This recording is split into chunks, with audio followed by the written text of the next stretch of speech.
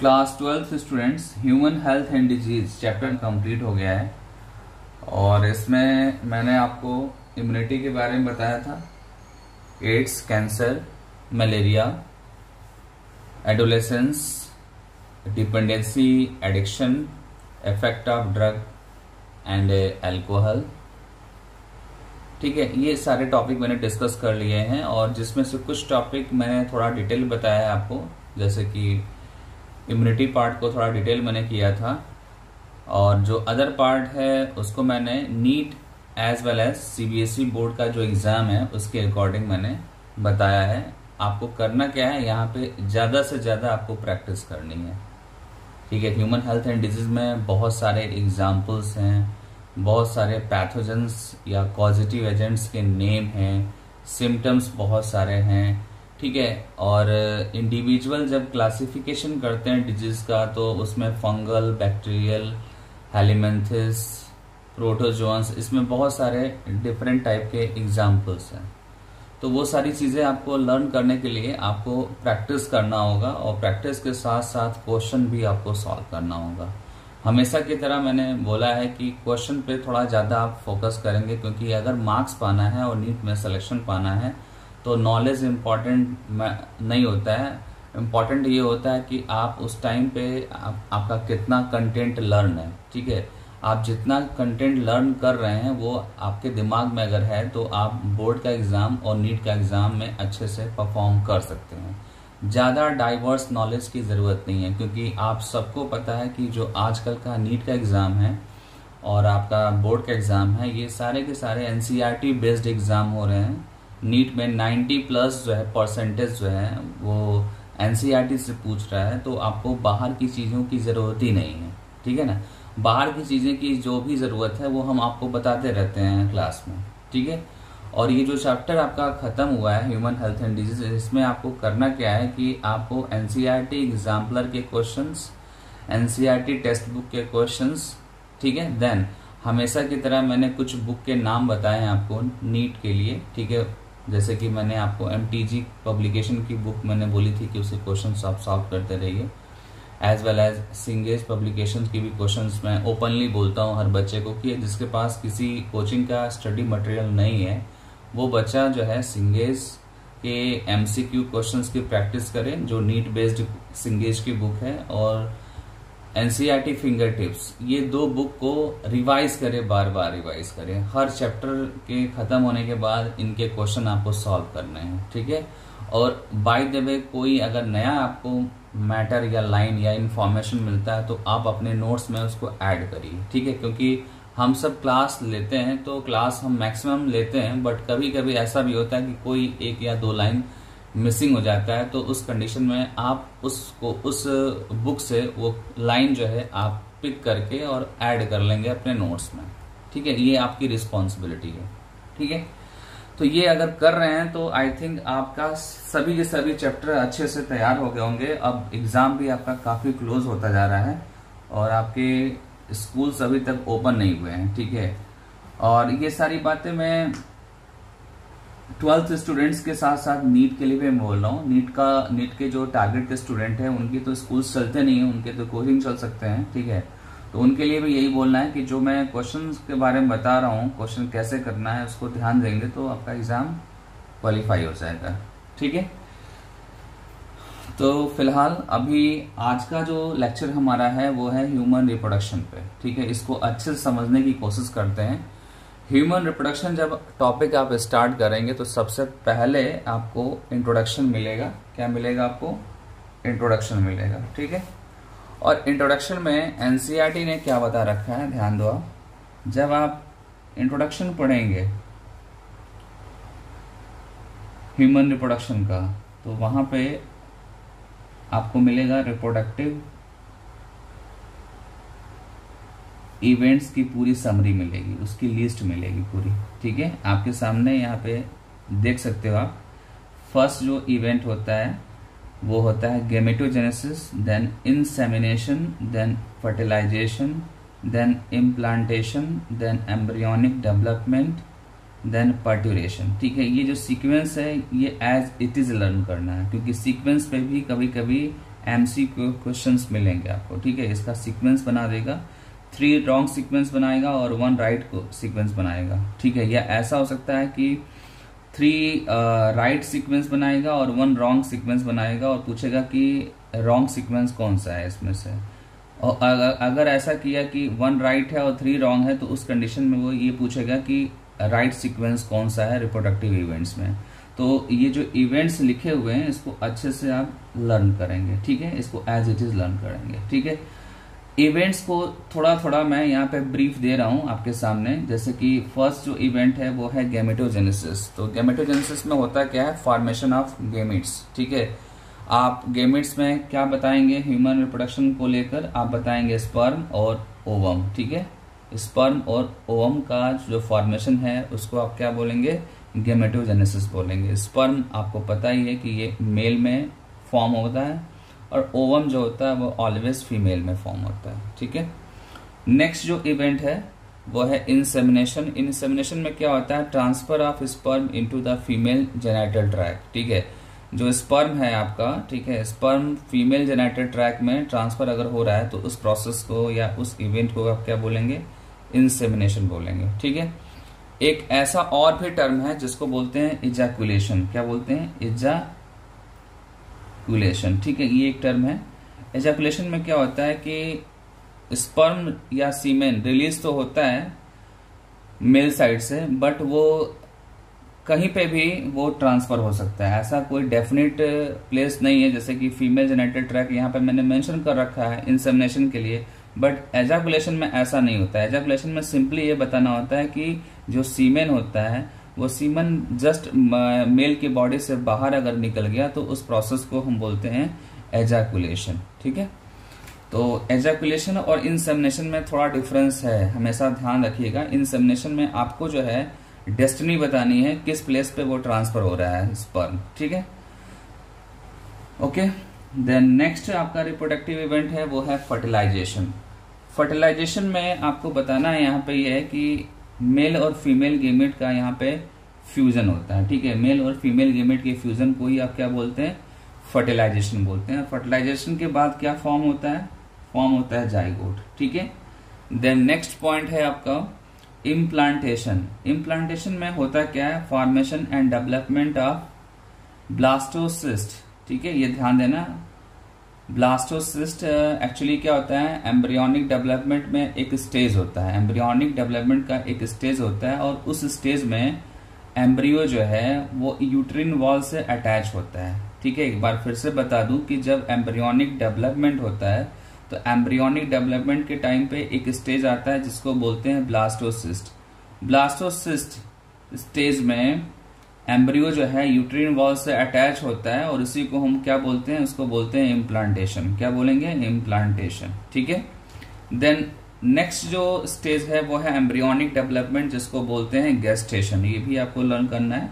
Gestation को क्या बोलते हैं, एम्ब्रियोनिक डेवलपमेंट। जितने भी नए आपको टर्म लग रहे हैं, ठीक है, उन टर्म्स को ध्यान से लर्न करिए। और मैं एक बार फिर से बता दूं कि ह्यूमन रिप्रोडक्शन से बोर्ड में और नीट में सबसे ज्यादा क्वेश्चन पूछे जाते हैं। कभी कभी 4 क्वेश्चन पूछे जाते हैं नीट में, कभी कभी 3 हो जाता है और कभी 4 हो जाता है, ऐसे अल्टरनेट चलता रहता है, ठीक है। कब शायद ही कभी ऐसा हुआ हो कि 2 क्वेश्चन आया हुआ। यूजुअली यहाँ से 3-4 क्वेश्चन ह्यूमन रिप्रोडक्शन से आता ही आता है, ठीक है। और बोर्ड के एग्जाम में तो यहाँ से लॉन्ग क्वेश्चन श्योर है, ऑलमोस्ट श्योर है, और शॉर्ट क्वेश्चन वेरी शॉर्ट तो आता है, ठीक है। क्योंकि यहाँ पे आपको पता है ना कि ये पूरा का पूरा चैप्टर प्रोसीजर बेस्ड है। यहाँ छोटे बड़े हर तरह के आपको पॉइंट्स मिलेंगे, इसलिए यहाँ से क्वेश्चन ज्यादा बनते हैं और कहीं ना कहीं सबको इंटरेस्ट होता है रिप्रोडक्शन के बारे में, ठीक है। नेक्स्ट है आपका पर्ट्यूरेशन। पर्ट्यूरेशन में क्या होता है, डिलीवरी ऑफ द बेबी, ठीक है। यहाँ पे सिंपली ये बताएंगे कि जब बेबी की डिलीवरी हो जाती है तो उस प्रोसेस को हम क्या बोलते हैं, पर्ट्यूरेशन बोलते हैं, ठीक है। तो ये टोटल आपका रिप्रोडक्टिव इवेंट्स हो गया। इसमें जितने भी नेम हैं, ठीक है, जैसे कि gametogenesis, insemination, fertilisation, implantation, gestation, parturition, ये सारे नेम आपको पता होना चाहिए और इसमें एक्चुअली होता क्या है ये पता होना चाहिए, ठीक है।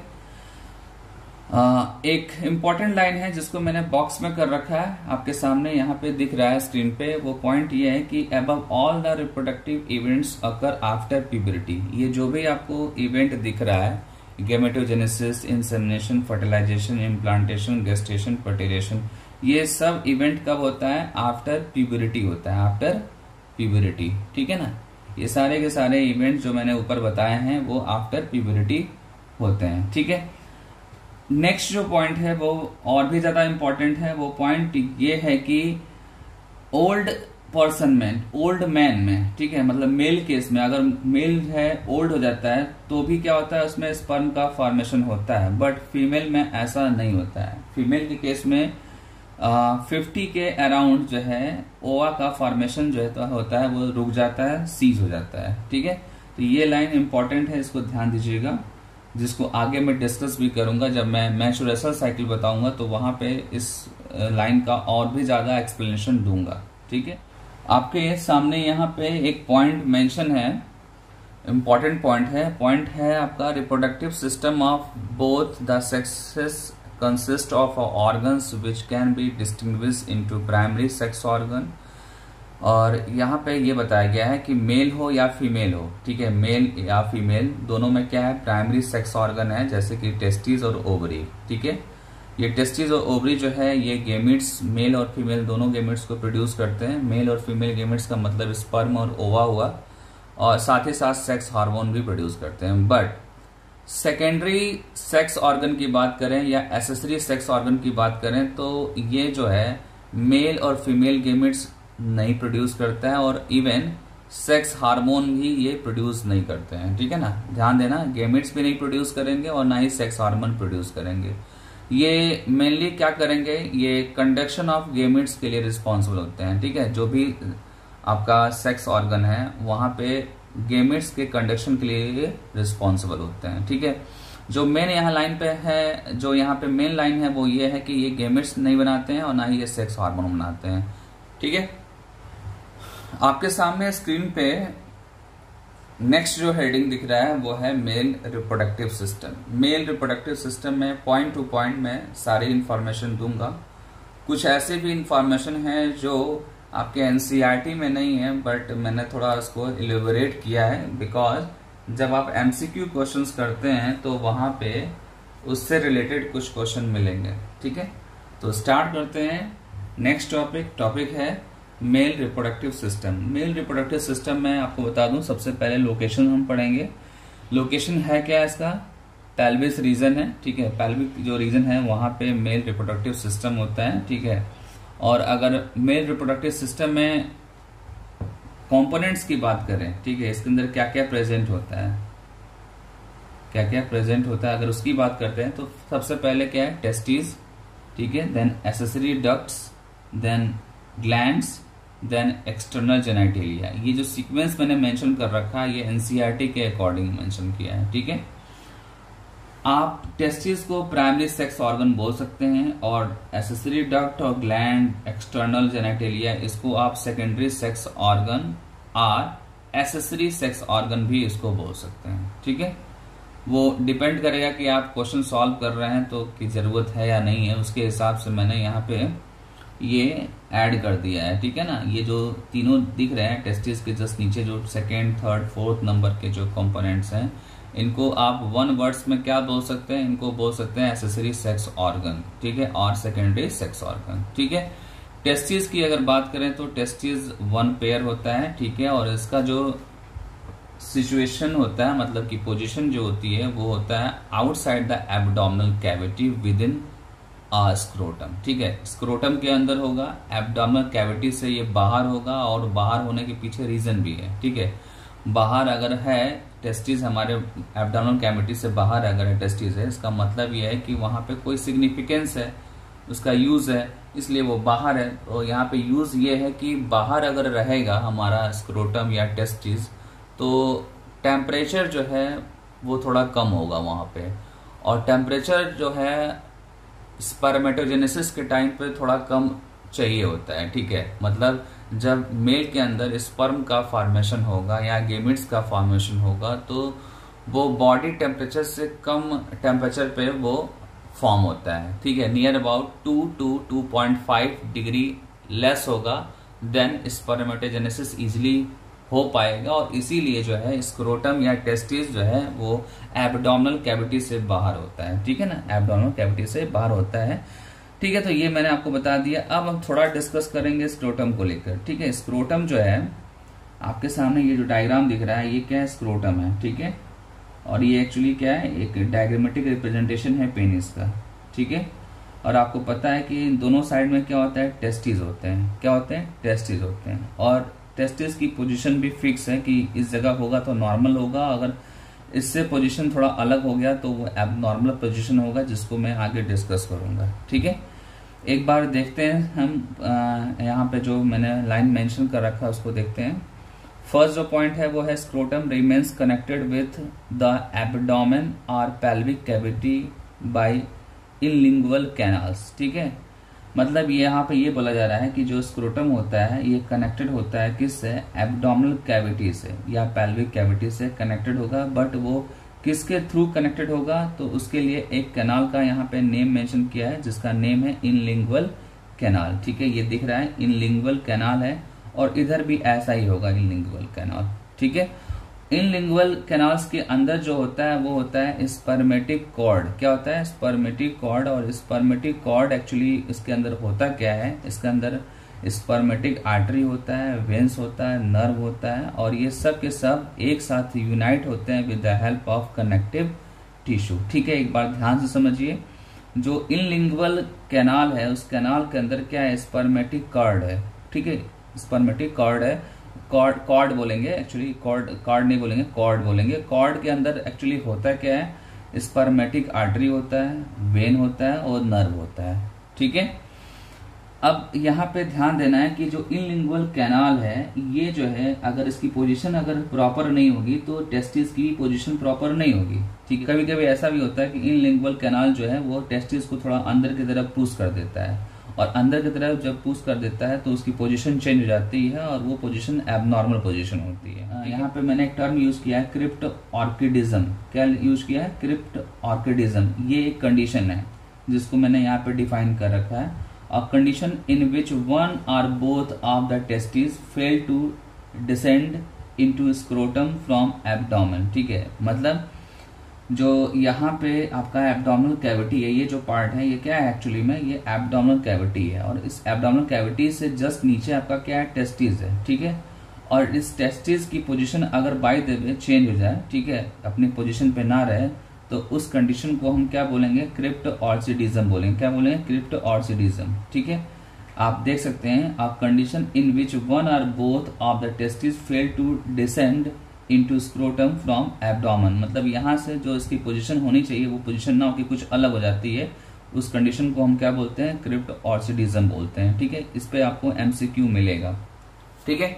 और वैसे मैं बता दूं कि ज्यादा आप इलेबोरेट मत करिएगा, ह्यूमन रिप्रोडक्शन से जो भी क्वेश्चन आते हैं वो एनसीईआरटी बेस्ड आते हैं, थोड़े बहुत मैं आपको एक्स्ट्रा बताऊंगा, अदरवाइज बाहर से आपको कुछ भी पढ़ने की जरूरत नहीं है, जितना मैंने बताया उतना ही सफिशियंट है आपके लिए। देन नेक्स्ट जो पॉइंट आपके सामने स्क्रीन पे दिख रहा है वो है main purpose of scrotum is to provide appropriate temperature for optimal sperm production, ठीक है। मतलब इतना टेम्परेचर होना चाहिए कि स्पर्म का प्रोडक्शन जो है वो ऑप्टिमम हो सकता है, ठीक है ना। तो अच्छा, आपको पता भी है कि स्पर्म प्रोडक्शन प्रोसेस को क्या बोलते हैं, उसको बोलते हैं स्पर्मेटोजेनेसिस। तो आप ये भी बोल सकते हैं कि स्पर्मेटोजेनेसिस का प्रॉपर होने के लिए स्क्रोटम का रोल है, क्योंकि स्क्रोटम होता है एब्डोमिनल कैविटी से बाहर होता है, और उसका एडवांटेज क्या मिलता है, उसका एडवांटेज ये होता है कि उस जगह पे temperature near about 2 to 2.5 degree less होता है, ठीक है। और ये लेस किससे कंपेयर कर रहा है, ये इंटरनल बॉडी टेम्परेचर से, जो हमारा बॉडी का टेम्परेचर होता है वो 37 पॉइंट समथिंग होता है, ठीक है ना। तो इससे थोड़ा कम होगा, नियर अबाउट अगर देखेंगे तो नियर अबाउट 35 के अराउंड, ठीक है, 35 के अराउंड अगर टेम्परेचर है तो स्पर्मेटोजेनेसिस प्रॉपर होगा। ये एनसीईआरटी का डायग्राम है, पेज नंबर 43 पे मेंशन है, ठीक है। आप इसको देख लो, और ये जो डायग्राम है इसकी अच्छे से प्रैक्टिस करना है आपको, ठीक है। अगर आप क्लास में होते तो शायद मैं और अच्छे से बताता आपको डायग्राम बना के, बट आप एज इट इज जैसा यहाँ पे दिख रहा है वैसे ही आप प्रैक्टिस करेंगे, क्योंकि एग्जाम में डायरेक्टली क्या करता है, इस डायग्राम को स्कैन करके और सीधे सीधे लेबलिंग जो है, लेबलिंग से क्वेश्चन पूछ लेता है, ठीक है ना, लेबलिंग से क्वेश्चन पूछ देता है। और यहाँ पे डायग्राम आपको लर्न करना ज़रूरी भी है, क्योंकि डायग्राम के अकॉर्डिंग बहुत सारा मटेरियल यहाँ पे या इंफॉर्मेशन आपको मिलेगा, ठीक है। तो बेटर है कि आप डायग्राम को अच्छे से प्रैक्टिस कर लें। आपके सामने यहाँ पे मैंने स्क्रीन पे शो कर दिया है, तो आप इसको, ये काम तो करेंगे। और यहाँ पे साथ में आपको दिखा दूं कि ये स्क्रोटम है, ठीक है, ये स्क्रोटम है, पाउच लाइक है, सैक लाइक स्ट्रक्चर, और इसी में क्या है, टेस्टिस है, क्या है, टेस्टिस है, ठीक है। तो टेस्टिस को थोड़ा इलेबोरेट करूंगा मैं। टेस्टिस अभी जस्ट मैंने बताया कि टेस्टिस क्या है, टेस्टिस प्राइमरी सेक्स ऑर्गन है, प्राइमरी सेक्स ऑर्गन है, ये फर्स्ट पॉइंट होगा आपका। देन अगर शेप की बात करें तो ओवल शेप का होता है, ठीक है। डायमेंशन की बात करें तो 4 to 5 सेंटीमीटर लॉन्ग होता है, दैट मीन्स कि ये वाली साइज, ठीक है, लेंथ हो गया। और विड्थ की बात करें तो 2 to 3 सेंटीमीटर होता है। कभी कभी इस पे भी क्वेश्चंस मिलेंगे आपको, ठीक है ना, क्योंकि ये जो वैल्यू है ये एनसीईआरटी में है, और एनसीईआरटी में है तो इसका मतलब इससे क्वेश्चन पूछ सकता है, ठीक है। ऐसे बहुत सारे हमारे रिप्रोडक्टिव सिस्टम के पार्ट हैं जिसकी साइज मेंशन है एनसीईआरटी में, तो वहां से क्वेश्चन पूछे जाते हैं। जो मेरा एक्सपीरियंस है मैं आपको बता रहा हूँ, आप भी ध्यान से इसको लर्न करेंगे, ठीक है। देन आपको बता दूं कि जो टेस्टिस होता है, टेस्टिस, ठीक है, टेस्टिस को चारों तरफ से एक कवरिंग मिलता है जिसको बोलते हैं डेंस कवरिंग। और डेंस कवरिंग में एक्चुअली क्या होता है, 3 लेयर्स होते हैं, 3 लेयर्स जो कि यहाँ मेंशन किया मैंने। फर्स्ट जो लेयर है वो है tunica vaginalis, then second layer है ट्यूनिका एल्बुगिनिया, एंड का क्या है, ट्यूनिका वास्कुलेसा। ये आपके क्या है, ये टेस्टिस की कवरिंग के सब लेयर्स हैं, ठीक है। इसको मैंने बॉक्स में कर रखा है, तो आप अच्छे से इसको लर्न कर लेना, ठीक है। अब आते हैं टेस्टिस को इलेबोरेट करते हैं। जब आप टेस्टिस को पढ़ते हैं तो टेस्टिस में नियर अबाउट 250 कंपार्टमेंट होते हैं। सबसे पहला पॉइंट, अगर डायग्राम आप बनाएंगे तो आपको यहाँ पे 250 कंपार्टमेंट मिलेंगे, और उस कंपार्टमेंट को हम क्या बोलेंगे, टेस्टिकुलर लोब्यूल्स बोलेंगे। क्या बोलेंगे, टेस्टिकुलर लोब्यूल्स, ठीक है। Each testicular lobules contain 1 to 3 highly coiled seminiferous tubule, ठीक है। अगर आप 250 टेस्टिकुलर लोब्यूल्स बता रहे हैं तो मैं आपको बता दूं कि हर एक टेस्टिकुलर लोब्यूल्स में 1 to 3 highly coiled seminiferous tubule आपको मिलेगा, ठीक है। और वहीं पे क्या होते हैं, वहीं पे स्पर्म होते हैं। जब स्पर्म का फॉर्मेशन हो जाता है तो वहीं पे स्पर्म पड़े रहते हैं, और जब जब सीमेन रिलीज होता है तब तब वो स्पर्म सीमेन के साथ बाहर निकलते हैं नॉर्मली, ठीक है। एक बार आप ध्यान दो कि अगर आपसे कोई पूछे कि टोटल जितने भी टेस्टिकुलर लोब्यूल्स हैं, मतलब कि 250 हैं, तो यहाँ पे सेमनीफेरस ट्यूब्यूल्स कितने हो सकते हैं। तो उसके लिए करना क्या होगा, आपको 250 into 1 कर देंगे तो ये तो एज इट इज 250 हो जाएगा, और दूसरा हो जाएगा 250 into 3 कर देंगे तो हो जाएगा क्या, आपका 750 हो जाएगा, ठीक है। मतलब कि टोटल जो सेमनीफेरस ट्यूब्यूल होगा वो होगा 250 से लेकर 750 सेमनीफेरस ट्यूब्यूल्स एक टेस्टिस में हो सकता है, ठीक है। ये मैंने इसलिए कैलकुलेट कर दिया क्योंकि क्वेश्चन थोड़ा यहाँ से अच्छा आता है, ठीक है ना। यहाँ पे एक चीज मैंने देखा है ह्यूमन रिप्रोडक्शन में कि यहाँ से जो भी क्वेश्चंस आते हैं, अच्छे वाले क्वेश्चंस आते हैं, बैलेंस्ड आते हैं, मैचिंग के भी क्वेश्चन मिलेंगे, स्टेटमेंट बेस्ड वाले भी क्वेश्चंस मिलेंगे, डायग्राम बेस्ड वाले भी क्वेश्चन मिलेंगे। तो यहाँ पे जो क्वेश्चन का वैरायटी है वो बहुत शानदार होता है, इसलिए आप इसको अच्छे से पढ़ेंगे, ठीक है। अब हम डिस्कस करेंगे, each seminiferous tubules is lined on it inside 2 types of cells. मतलब यहाँ पे ये बताने की कोशिश करूंगा मैं कि सेमनीफेरस ट्यूब्यूल्स में 2 टाइप्स के सेल होते हैं, ठीक है। अच्छे से ध्यान दो। फर्स्ट जो टाइप है वो है मेल जर्म सेल्स, ठीक है। ये कहाँ पे है, सेमनीफेरस ट्यूब्यूल के अंदर है, और इसको हम क्या बोलते हैं, स्पर्मेटोगोनिया बोलते हैं। क्या बोलते हैं, स्पर्मेटोगोनिया। और ये किस फॉर्म में होता है, दैट मीन्स कि क्रोमोसोमल लेवल इसका क्या होता है, इसका क्रोमोसोमल लेवल डिप्लॉयड होता है, ठीक है। ध्यान देना, डिप्लॉयड होगा, बट ये मियोसिस में पार्टिसिपेट करेगा, ये मियोसिस में पार्टिसिपेट करेगा, ठीक है। देन जो सेकेंड आपका है वो है सर्टोइल सेल्स। ध्यान देना, Sertoli cells are nurse cells, are sustentacular cells, are somatic cells. इसके बहुत सारे नेम हैं, ठीक है, आप उसको लर्न कर लीजिए। Sertoli cells, nurse cells, sustentacular cells and somatic cells, ये सारे एक ही सेल के नेम हैं। और ये दोनों सेल्स जो है कुछ हार्मोन भी प्रोड्यूस करते हैं, जिसका डिटेल जो है नेक्स्ट पेज पे मैं आपके सामने बताऊंगा, ठीक है ना। लेकिन उससे पहले कुछ इंफॉर्मेशन मैं आपको बता दूं कि ये जो डायग्राम आपके सामने दिख रहा है, इसमें ये जो पार्ट आपका है, ये जो सर्कल दिख रहा है, black circle, that is a seminiferous tubule. और ये जो पेरिफेरल साइड में जो सर्कुलर स्ट्रक्चर दिख रहे हैं, ये एक्चुअली में क्या है, ये स्पर्मेटोगोनिया है, ठीक है, ये क्या है, स्पर्मेटोगोनिया। और ये क्या है, आपके स्पर्मेटोजोवा है, जिसमें आपको टेल और हेड दिख रहा है, ठीक है ना, टेल और हेड। वो एक्चुअली जो यहाँ पे आपको दिख रहा है हेड और टेल जैसा, ठीक है ना, हेड और टेल किस में पॉसिबल है, ये स्पर्म में पॉसिबल है, ठीक है। और एनसीईआरटी जब देखेंगे तो उसको एनसीईआरटी ने मेंशन किया है स्पर्मेटोजोवा, और स्पर्मेटोजोवा को ही हम स्पर्म बोलते हैं, ध्यान देना होगा, स्पर्मेटोजोवा को हम स्पर्म बोलते हैं। और स्पर्म कहाँ पे है, इनसाइड द सेमिनिफरस ट्यूब्यूल। और वहीं पे क्या है, सर्टोइल सेल्स है, वहीं पे क्या है, सर्टोइल सेल्स है, ठीक है।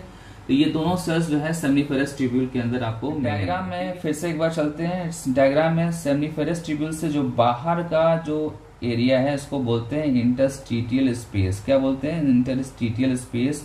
और इंटरस्टिटियल स्पेस में इंटरस्टिटियल सेल्स होते हैं, इसको अच्छे से लर्न कर लेना क्योंकि ये इंपॉर्टेंट है। क्या होगा, इंटरस्टिटियल सेल्स, जिसका सेकेंड नेम है लेडिंग सेल्स, ठीक है, जिसको क्लास 11th में मैंने बताया था, क्लास 11th में इसका डिटेल मैंने बताया था, लेडिंग सेल्स का फंक्शन मैंने बताया था। और अभी भी मैं बताऊंगा आपको, ये जो चैप्टर करंट चल रहा है आपका, इसमें भी मैं इसका फंक्शन बताऊंगा, ठीक है। इसके साथ साथ मैं आपको बता दूं कि इंटरस्टिटियल स्पेस में कुछ जो है कॉम्पिटेंट सेल्स होते हैं, इम्यूनोलॉजिकल कॉम्पिटेंट सेल्स, ठीक है। एक बार फिर से बता दूं कि इंटरस्टिटियल स्पेस में जो है क्या है, इम्यूनोलॉजिकली कॉम्पिटेंट सेल्स हैं, ठीक है, इम्यूनोलॉजिकली कॉम्पिटेंट सेल्स है, ये भी एक सेल है, ठीक है ना, वो कहाँ पे है, इंटरस्टिटियल स्पेस में है, ठीक है। अब आपको यहाँ पे ध्यान ये देना है कि जो मेल जर्म सेल्स है या सर्टोइल सेल्स है या आपका लेडिंग सेल्स है, ये करेगा क्या, ठीक है, ये एक्चुअली करेगा क्या, तो मैं रफली बता देता हूँ। ये तीनों के तीनों जो हैं ये स्पर्मेटोजेनेसिस में डायरेक्टली या इनडायरेक्टली पार्टिसिपेट करेंगे, ठीक है। ये तीनों के तीनों cells, male germ cells, Sertoli cells या इंटरस्टिटियल सेल्स, ये स्पर्मेटोजेनेसिस में डायरेक्टली या इनडायरेक्टली पार्टिसिपेट करेंगे, जो कि आगे के पेज में मैं आपको बताने वाला हूँ, ठीक है ना। आप देख सकते हैं ये नेक्स्ट जो पेज है आपका, यहाँ पे मैंने ये बताया था अभी जस्ट कि जो मेल जर्म सेल्स है, सर्टोइल सेल्स है और लेडिंग सेल्स है, ये सब जो है स्पर्म फॉर्मेशन के लिए डायरेक्टली या इनडायरेक्टली रिस्पॉन्सिबल है, ठीक है। बट एनसीईआरटी का एक लाइन है, वो मैं सेपरेटली बताना चाहता हूँ यहाँ पे। वो लाइन ये है कि जो सर्टोइल सेल्स होता है ये मेल जर्म सेल्स को नरिशमेंट प्रोवाइड करता है, न्यूट्रिशन प्रोवाइड करता है, ठीक है। ये एक इम्पॉर्टेंट लाइन है जो कि एनसीईआरटी में मेंशन है, ठीक है। आपके सामने यहाँ पे role of hormones in spermatogenesis का फ्लो चार्ट दिख रहा है। ये फ्लो चार्ट बहुत ही इम्पॉर्टेंट है क्योंकि ये चार्ट आपका chemical control and coordination class 11th में भी हेल्प करता है, ठीक है। और इसमें बहुत सारी इन्फॉर्मेशन मेंशन है, ठीक है। तो ये अगर समझना है तो इसमें थोड़ा आइडिया होना चाहिए कि जो हमारा सेक्स ऑर्गन है, ठीक है, जो हमारा सेक्स ऑर्गन है टेस्टिस, ठीक है, उस टेस्टिस का रिलेशन जो है वो किससे है, पिट्यूटरी ग्लैंड से, ठीक है। टेस्टिस का रिलेशन किससे है, पिट्यूटरी ग्लैंड से। और पिट्यूटरी ग्लैंड का रिलेशन किससे है, हाइपोथैलेमस से, ठीक है। आपको मैंने क्लास 11th में बताया था कि हाइपोथैलेमस जो होता है वो मास्टर ऑफ मास्टर ग्लैंड होता है, ठीक है। और पिट्यूटरी ग्लैंड जो होता है वो मास्टर ग्लैंड होता है, ठीक है। ये सारी इन्फॉर्मेशन मैंने बताया है। तो जो आपका हाइपोथैलेमस है वो मास्टर ऑफ मास्टर ग्लैंड है, तो वो एक पर्टिकुलर टाइप का हार्मोन प्रोड्यूस करता है जो टेस्टिस पे वर्क करता है, जो इनडायरेक्टली टेस्टिस पे वर्क करता है वाया पिट्यूटरी ग्लैंड, ठीक है। तो हाइपोथैलेमस से जो हार्मोन निकलता है वो कौन सा है, GnRH, ठीक है। इसका शॉर्ट फॉर्म कम से कम लर्न कर लीजिए एक बार। GnRH का फुल फॉर्म होता है गोनेडोट्रोपिन रिलीजिंग हार्मोन। जहाँ पर भी आपको रिलीजिंग और इनहिबिटिंग वर्ड मिल जाए हार्मोन के साथ, वो एक्चुअली किसके लिए यूज़ करते हैं, वो हाइपोथैलेमस के लिए यूज़ करते हैं। ठीक है, ये एक इम्पॉर्टेंट लाइन है, मैं आपको बता दिया। तो आप भी इसको अप्लाई करेंगे जब भी आपको कहीं पे भी इनहिबिटिंग और रिलीजिंग वर्ड मिल जाए, जिसका मतलब ये है कि वो हाइपोथैलेमस से रिलीज़ हो रहा है। और ये जो भी आपका है हार्मोन GnRH, इसका इफेक्ट जो है पिट्यूटरी ग्लैंड के एंटीरियर लोब पे पड़ता है। ठीक है, और एंटीरियर लोब पे जब पड़ता है तो वहाँ से FSH और LH जो है प्रोड्यूस होते हैं। एंटीरियर पिट्यूटरी लोब से FSH और LH प्रोड्यूस होते हैं, और साथ ही साथ ग्रोथ हार्मोन भी प्रोड्यूस होता है। ठीक है, जो मेन हार्मोन यहाँ पे है वो है FSH और LH। FSH का फुल फॉर्म यहाँ पे मेंशन है। ठीक है, आप देख सकते हैं, फॉलिकल स्टिमुलेटिंग हार्मोन, और LH का फुल फॉर्म है ल्यूटिनाइजिंग हार्मोन। ठीक है, जो FSH है ये जो है सर्टोइल सेल्स, ठीक है, सर्टोइल सेल्स पे इफेक्ट डालता है, और सर्टोइल सेल्स उसके वजह से एस्ट्रोजन हार्मोन प्रोड्यूस करता है। ठीक है, एक बार ध्यान दो आप, FSH का इफेक्ट पड़ता है सर्टोइल सेल्स पे, और सर्टोइल सेल्स फिर क्या प्रोड्यूस करता है, एस्ट्रोजन प्रोड्यूस करता है। ठीक है, और एस्ट्रोजन्स का जो रोल है वो स्पर्मेटोजेनेसिस में है। किस में है, स्पर्मेटोजेनेसिस में है। ठीक है, एक चीज़ ध्यान देना कि यहाँ पे दो और जो है आपको हार्मोन दिख रहे हैं, वो क्या है, इनेबिन और एक्टिविन, ये दोनों हार्मोन हैं। ठीक है, आप जब MBBS करेंगे तो इनेबिन और एक्टिविन का आपको पता चलेगा, और ये दोनों हैं क्या, हार्मोन है, जिसमें से एक्टिविन जो है वो एस्ट्रोजन के प्रोडक्शन को बढ़ाता है, इंक्रीज़ करता है। एक्टिविन नेम से ही आपको पता चल रहा होगा कि ये एक्टिवेट करेगा एस्ट्रोजन के फॉर्मेशन को, या इन्हांस करेगा एस्ट्रोजन के फॉर्मेशन को। बट जब आप इनेबिन पढ़ेंगे तो इनेबिन का जो रोल है वो एस्ट्रोजन के फॉर्मेशन को वो रोकता है, वो प्रिवेंट करेगा, स्लो करेगा। ठीक है, और इस इनेबिन का रोल जो है यहाँ पर भी है, मतलब कि FSH पे भी है, और GnRH पे भी है, और GnRH पे भी है। ठीक है, ये जो मैंने माइनस का सिंबल बनाया है, इसका मतलब है कि इन दोनों हार्मोन्स पे जाकर ये नेगेटिव रोल परफॉर्म करता है, वेयर एज एक्टिविन जो है वो पॉजिटिव रोल परफॉर्म करता है FSH पे। ठीक है, पॉजिटिव करेगा तो एस्ट्रोजन का फॉर्मेशन होगा, और अगर नेगेटिव करेगा तो एस्ट्रोजन का फॉर्मेशन नहीं होगा। ठीक है, और ये एस्ट्रोजन जो है वो स्पर्मेटोजेनेसिस में हेल्प करते हैं। ठीक है, अब आते हैं LH पे। LH कहाँ से रिलीज़ हो रहा है, ये रिलीज़ हो रहा है एंटीरियर पिट्यूटरी लोब से, और इसका इफेक्ट जो है वो कहाँ पे पड़ रहा है, लेडिंग सेल्स। ठीक है, किससे पड़ रहा है, लेडिंग सेल्स। और आपको पता है कि जो लेडिंग सेल्स हैं वो कौन से सेल हैं, ये इंटरस्टिटियल सेल हैं, ये इंटरस्टिटियल सेल्स हैं। ठीक है, जो इंटरस्टिटियल स्पेस में होते हैं, और इंटरस्टिटियल स्पेस जो है वो सेमिनिफेरस ट्यूब्यूल्स के बाहर का, आउटसाइड का जो एरिया है वो है। ठीक है ना, फिलहाल लेडिंग सेल्स क्या प्रोड्यूस कर रहा है, वो प्रोड्यूस कर रहा है एंड्रोजन्स। ठीक है, एंड्रोजन। ठीक है, और एंड्रोजन में स्पेशली कौन सा प्रोड्यूस कर रहा है, टेस्टोस्टेरोन। ठीक है, क्या प्रोड्यूस कर रहा है, टेस्टोस्टेरोन। और टेस्टोस्टेरोन जो है वो स्पर्मेटोजेनेसिस को हेल्प करता है। ठीक है, स्पर्मेटोजेनेसिस को वो हेल्प करता है। ठीक है, ये चीज़ ध्यान देना होगा। और स्पर्मेटोजेनेसिस एक्चुअली में किससे हो रहा है, तो मैं आपको बता दूं कि जो स्पर्मेटोगोनिया होता है, स्पर्मेटोगोनिया,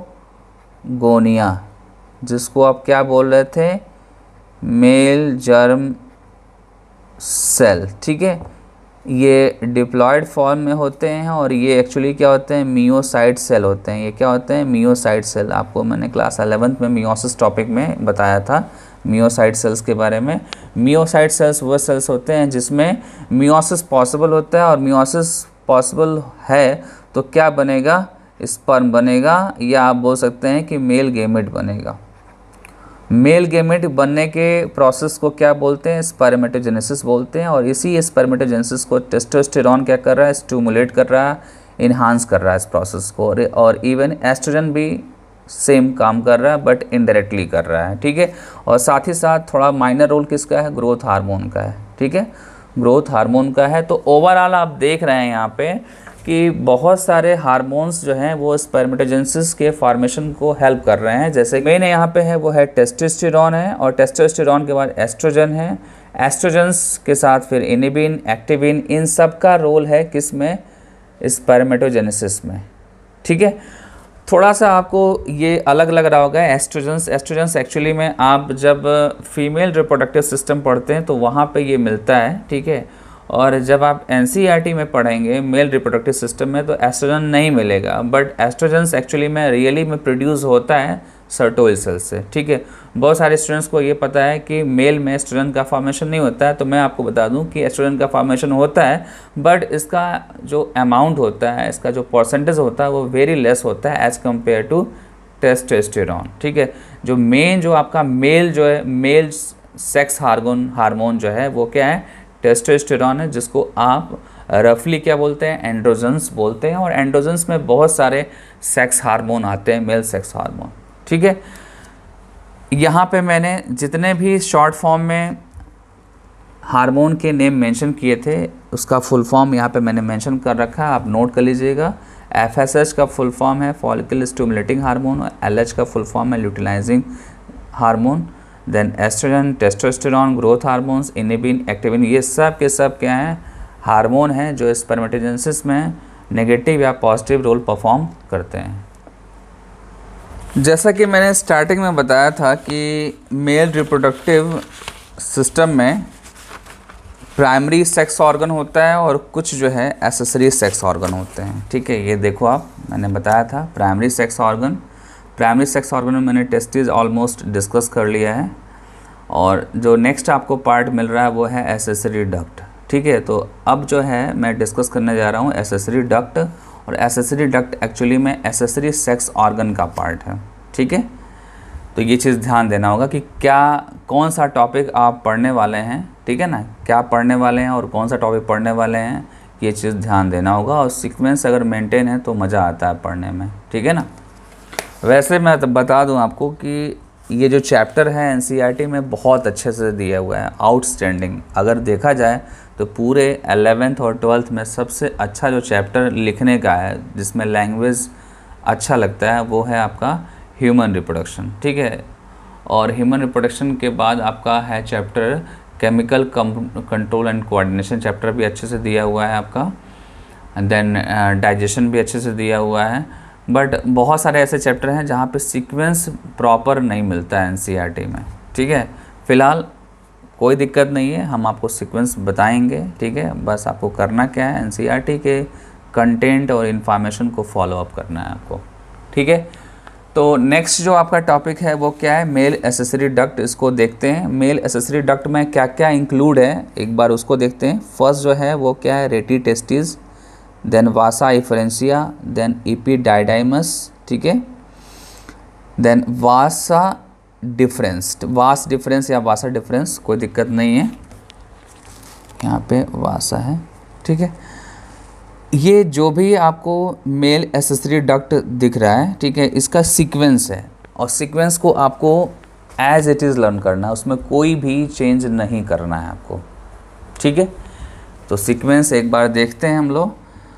सबसे पहले हम स्टार्ट करेंगे सेमनीफेरस ट्यूब्यूल्स से स्टोरी। ठीक है, सेमनीफेरस ट्यूब्यूल्स जब आगे कंटिन्यू होता है, मतलब कि जब स्पर्म या मेल गेमेट का फॉर्मेशन हो जाता है, ठीक है, तो वो सीमेन के साथ, सीमेन तो बाद में बनता है, बट पहले सेमनीफेरस ट्यूब्यूल से क्या निकलता है, स्पर्म निकलता है। ठीक है, और स्पर्म जो है रेटी टेस्टिस में जाता है, देन वासा इफ्रेंशिया में जाता है, देन इपीडाइडाइमस में जाता है, देन वास डिफरेंस में जाता है, देन एजाकुलेटरी डक्ट में जाता है। ठीक है, और एजाकुलेटरी डक्ट में जब जाता है तो वहीं पे बहुत सारे एसेसरी ग्लैंड्स भी इन्वॉल्व हो जाते हैं। ठीक है, आपको मैं बता दूं कि वास डिफरेंस के बाद जब एजाकुलेटरी डक्ट की तरफ जाता है, ये जो डक्ट है, वहीं पे बहुत सारे एसेसरी ग्लैंड्स अटैच हो जाते हैं, और एसेसरी ग्लैंड से बहुत सारे डिफरेंट टाइप के फ्लूइड निकलते हैं। ठीक है,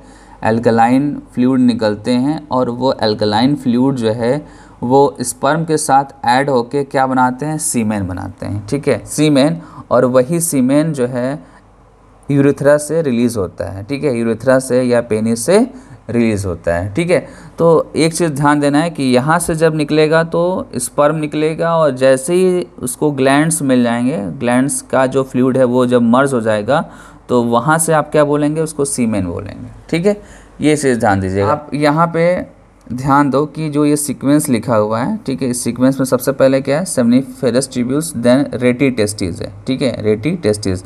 तो यहाँ ध्यान ये देना है कि टेस्टिस के अंदर सेमनीफेरस ट्यूब्यूल है, उसके जस्ट आगे वाला जो डक्ट होगा वो होगा रेटी टेस्टिस।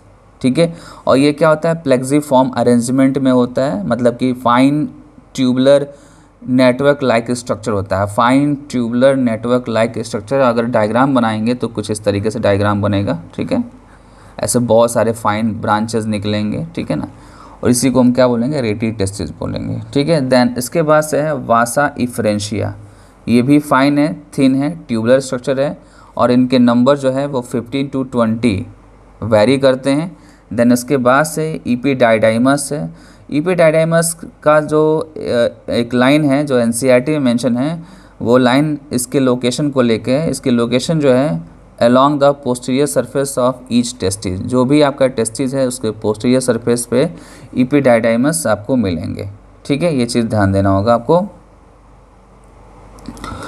देन नेक्स्ट पॉइंट है कि इपीडाइडाइमस जब आगे लीड करता है तो आगे किस में ओपन होता है, ये ओपन होता है वास डिफरेंस में। कहाँ पे ओपन होगा, वास डिफरेंस में। और वास डिफरेंस जो है वो फाइनली कहाँ पे इसका कनेक्टिविटी होता है, ये एब्डोमेन, जस्ट एब्डोमेन के पास ये कनेक्ट होता है, और वहीं पे क्या होता है, आपका यूरिनरी ब्लैडर होता है। ठीक है, यूरिनरी ब्लैडर आपको मैं डायग्राम में दिखा सकता हूँ इसको, अगर आप डायग्राम देखेंगे तो शायद ज़्यादा आपको समझ में आए। ठीक है, आप देखो यहाँ पे ये आपका क्या है, वास डिफरेंस है। ठीक है, और ये जो पार्ट है ये है एब्डोमिनल कैविटी का पार्ट है, और यहीं पे बेस में क्या है, आपका एब्डोमिनल कैविटी के बेस में है यूरिनरी ब्लैडर। ठीक है, इसीलिए यहाँ पे सेंटेंस में लिखा हुआ है कि वास डिफरेंस दैट एसेंड्स, ठीक है, मतलब गिरते हैं यहाँ जाकर। ठीक है, to abdomen, to the abdomen and loop over the, मतलब यहाँ लूप बना लेंगे, किसके ऊपर बनाएंगे, यूरिनरी ब्लैडर के ऊपर लूप बनाएंगे। ठीक है, और इसके नंबर्स 2 होते हैं, ये थिक होता है और स्लाइटली क्वाइल्ड होता है, स्लाइटली क्वाइल्ड होता है। ठीक है, देन उसके आगे जो है आपको क्या मिलने वाला है, यहाँ आगे वास डिफरेंस एजाकुलेटरी डक्ट में ओपन होने से पहले यहाँ पे एक डक्ट मर्ज होता है जिसको बोलते हैं सेमिनल वेसिकल डक्ट या सेमिनल डक्ट। ठीक है, सेमिनल डक्ट यहाँ आकर मर्ज होगा, और सेमिनल डक्ट में की कनेक्टिविटी किससे होती है, सेमिनल वेसिकल्स से होती है। ठीक है, जो डक्ट वहाँ से निकलता है सेमिनल वेसिकल्स का, उस डक्ट को बोलते हैं सेमिनल डक्ट, और वो डक्ट जाकर वासा डिफरेंस से के एंड पे, ठीक है, वास डिफरेंस के एंड पे, वो जो डक्ट है वो वास डिफरेंस के एंड पे जाकर मर्ज हो जाता है, और मर्ज होने के बाद उसी आगे मर्ज पार्ट को हम क्या बोलते हैं, एजाकुलेटरी डक्ट बोलते हैं। ठीक है, ध्यान देना, एजाकुलेटरी डक्ट बोलते हैं। और एजाकुलेटरी डक्ट वो प्लेस है जहाँ पे आप बोल सकते हैं कि यहाँ पे सीमेन फॉर्म हुआ है, क्योंकि यहीं पे ग्लैंड्स के फ्लूइड और स्पर्म मर्ज होते हैं, और आगे जो है वो यूरेथ्रा या पेनिस से बाहर जाते हैं। ठीक है, ये चीज़ ध्यान देना होगा। इसके बाद से आप ध्यान दो कि एबव डक्ट्स, मतलब कि ये सारे डक्ट की बात कर रहा है, above duct store and transport the sperm from the testis to outside through the urethra. ठीक है, जो आपका स्पर्म है ये स्टोर हो रहा है, ट्रांसपोर्ट हो रहा है। ठीक है, वो किसके थ्रू हो रहा है, वो हो रहा है डक्ट के थ्रू, और बाहर जब निकलेगा तो यूरेथ्रा के थ्रू निकलेगा। Above the duct store and transport the sperm from the testis to the outside through the urethra. ठीक है, लाइन क्लियर है, कोई दिक्कत नहीं होनी चाहिए। Then urethra originate from urinary bladder. ठीक है, आपको पता है ना कि जो यूरेथ्रा होता है, ठीक है, वो कहाँ से अराइज होता है, वो अराइज होता है यूरिनरी ब्लैडर से। ठीक है, ये आपको मैंने स्क्रीटरी सिस्टम जब मैंने पढ़ाया था आपको क्लास 11th में, तो मैंने वहाँ बताया था। ठीक है, and extend through the penis to its external opening called urethral meatus. ये इंपॉर्टेंट लाइन है कि जब यूरेथ्रा का लास्ट ओपनिंग जहाँ से सीमेन बाहर की तरफ एजाकुलेट होता है, उस ओपनिंग को हम क्या बोलते हैं, उस ओपनिंग को बोलते हैं यूरेथ्रल मीटस। क्या बोलते हैं, यूरेथ्रल मीटस। और ये एक्सटर्नल ओपनिंग है। क्या ऐसा है, ये है आपका एक्सटर्नल ओपनिंग। ठीक है, तो ये आपका मेल एसेसरी डक्ट में मैक्सिमम इन्फॉर्मेशन मैंने बता दिया। अब थोड़ा सा डिटेल में करूँगा एपिडाइडाइमस को, ठीक है, ध्यान देना होगा। एपिडाइडाइमस में जो है आपके टोटल जो पार्ट हैं वो कितने पार्ट हैं, 3 पार्ट हैं, ठीक है। 3 पार्ट्स यहाँ पे डिस्ट्रीब्यूटेड है आपके सामने, मैं दिखा देता हूँ। ये एपिडाइडाइमस को यहाँ लेवल किया है और एपिडाइडाइमस यहाँ से स्टार्ट होता है और एंड यहाँ जाके होता है इसका, ठीक है ना, ध्यान देना। यहाँ से स्टार्ट हुआ, स्टार्टिंग में जो एपिडाइडाइमस होता है वो हेड होता है, ठीक है ना, और आगे जाकर वो टेल में कन्वर्ट होता है, ठीक है। मतलब जो उसका जो डिस्टल एंड है वो टेल है और जो प्रॉक्सिमल एंड है वो क्या है, हेड है, ठीक है। यहाँ पे आप देख सकते हैं ये आपका क्या है, प्रॉक्सिमल एंड है, ठीक है। ये क्या है, ये प्रॉक्सिमल एंड हो गया हेड पार्ट, और ये जो पार्ट है ये आपका हो गया डिस्टल एंड, ठीक है।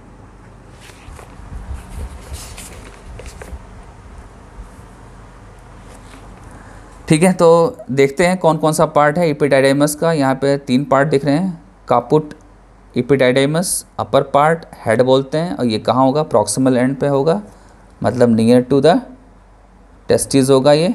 देन सेकंड पार्ट है कार्पस एपिडाइडाइमस, ये मिडिल पार्ट है। देन थर्ड पार्ट है केवडा एपिडाइडाइमस, बेसल पार्ट है, और ये लास्ट पार्ट होता है जिसको आप डिस्टल पार्ट भी बोल सकते हैं।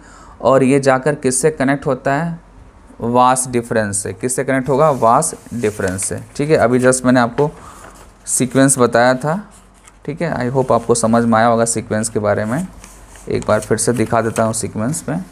आप देखो यहाँ पे ये एपिडाइडाइमस है और ये जाके ओपन हो रहा है वास डिफरेंस में, ठीक है। एपिडाइडाइमस का जो फंक्शन है वो क्या है, store sperm and secret a fluids, ठीक है, दैट नरिश देम, ठीक है, उसको नरिश करेगा, उसको न्यूट्रिशन देगा, ठीक है। अब वो लाइन बताने वाला हूँ जो ऑलरेडी मैं बता चुका हूँ। मैंने अभी जस्ट बताया था कि वास डिफरेंस, ठीक है, वास डिफरेंस, ये जो पार्ट है आपका वास डिफरेंस, ये जाकर आगे जाके किसके साथ ये मर्ज होने वाला, ये मर्ज होने वाला है सेमिनल वेसिकल्स के साथ, ठीक है। वही चीज़ यहाँ पे मैंने मेंशन कर रखा है, vas deferens plus seminal vesicles is equal to ejaculatory duct, ठीक है। सेंटेंस में आप देखो, vas deferens is joined by duct from seminal vesicles to form ejaculatory duct, और इट कैरीज स्पर्म। इसका फंक्शन क्या होगा, स्पर्म को कैरी करना, ठीक है। Ejaculatory duct carry sperm and secretion of seminal vesicles, ठीक है, ये चीज़ ध्यान देना आप लोग। नेक्स्ट टॉपिक है male accessory glands. Mail accessory glands यहाँ पे टोटल हैं 3। फर्स्ट है आपका सेमिनल वेसिकल्स, सेकंड है प्रोस्टेट ग्लैंड, थर्ड है पेयर्ड बल्बो यूरिथ्रल ग्लैंड जिसको कॉपर्स ग्लैंड बोलते हैं, ठीक है।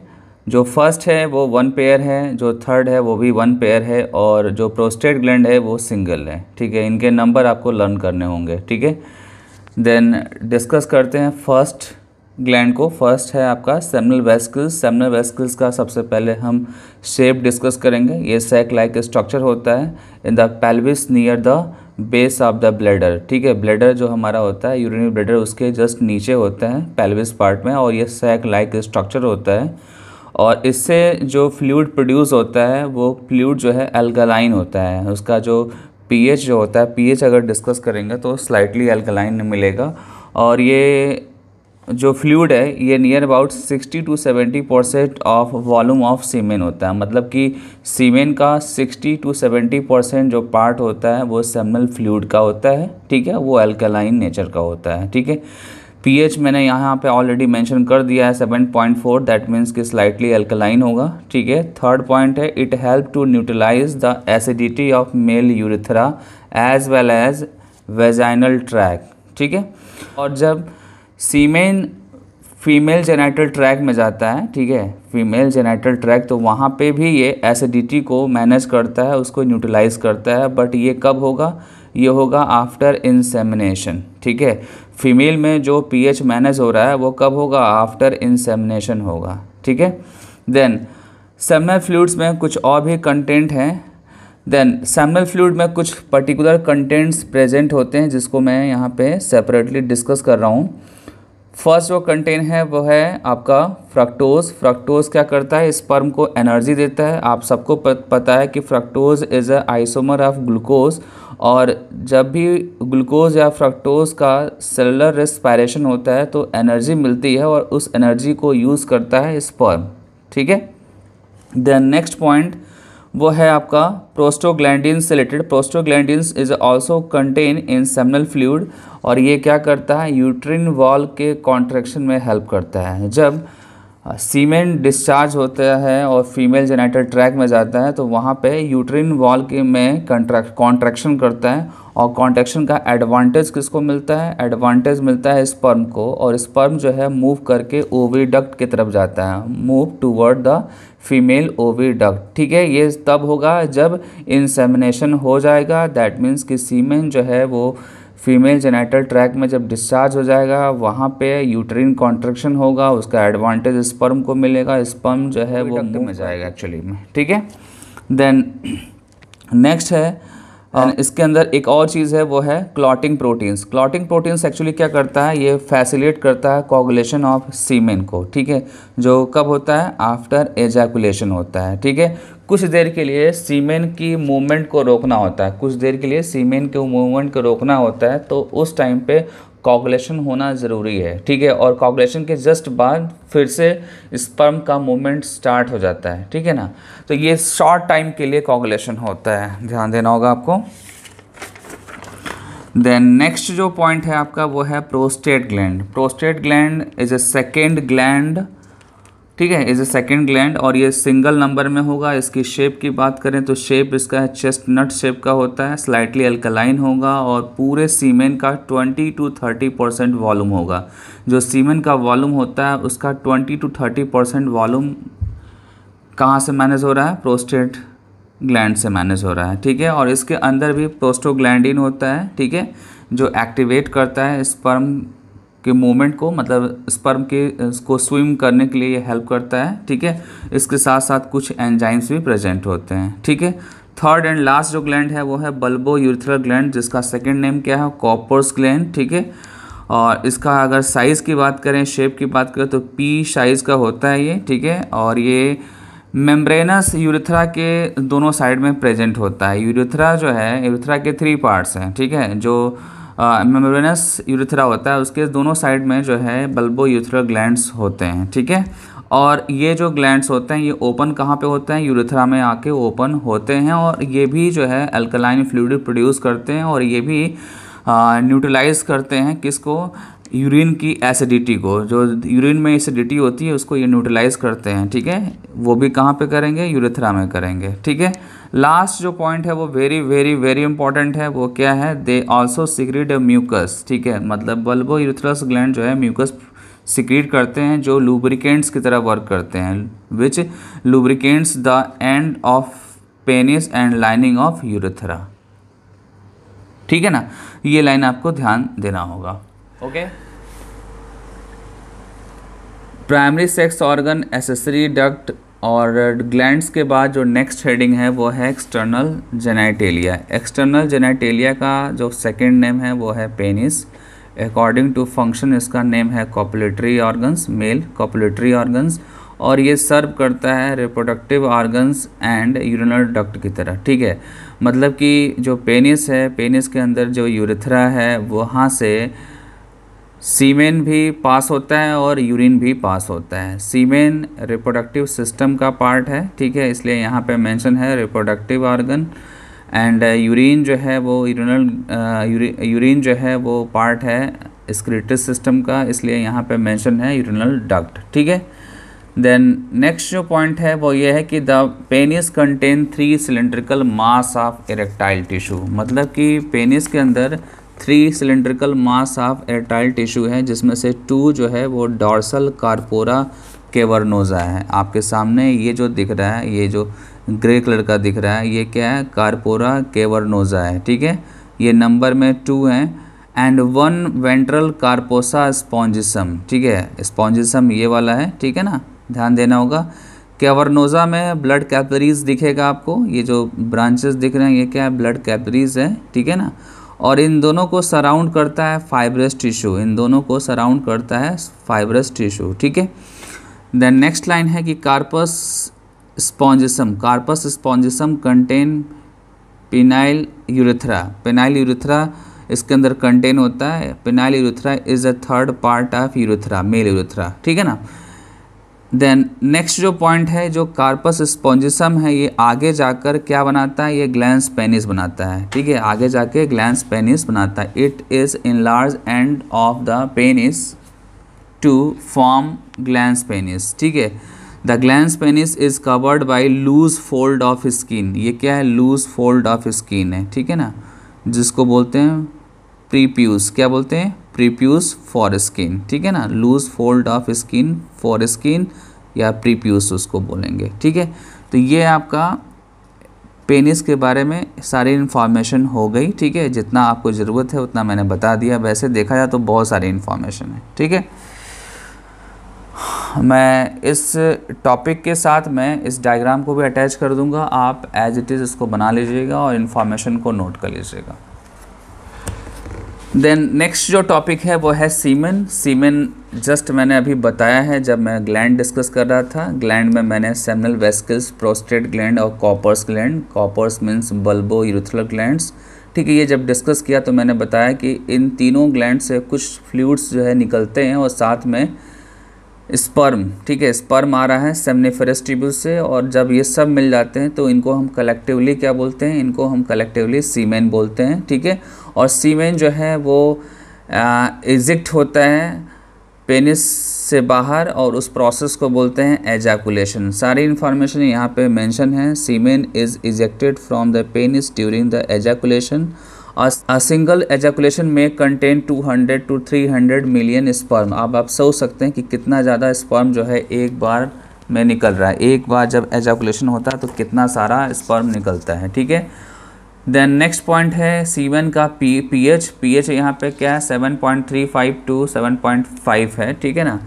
और it provide fluid medium for sperm transmission. ये जो फ्लूइड है ये स्पर्म ट्रांसमिशन के लिए भी होता है, नरिश स्पर्म के लिए भी होता है, और साथ ही साथ neutralise the acidity of urine के लिए भी होता है। ये सारी इन्फॉर्मेशन मैंने ऑलरेडी आपको बता दिया है, ठीक है। एक बार आप देख लो कि जो ओवरऑल फ्लूइड निकल रहा है सेमिनल वेसिकल से या प्रोस्टेट ग्लैंड से या कॉपर्स ग्लैंड से, वो स्पर्म के ट्रांसमिशन के लिए भी यूज़ हो रहा है, नरिशमेंट के लिए भी यूज़ हो रहा है, और जो यूरिन की एसिडिटी है, ठीक है, यूरिन का जो पीएच है उस पीएच को न्यूट्रलाइज करने के लिए यूज़ हो रहा है, ठीक है ना। तो ये कुछ सीमेन से रिलेटेड इन्फॉर्मेशन हो गया जिसको मैंने यहाँ पे डिस्कस कर लिया, ठीक है।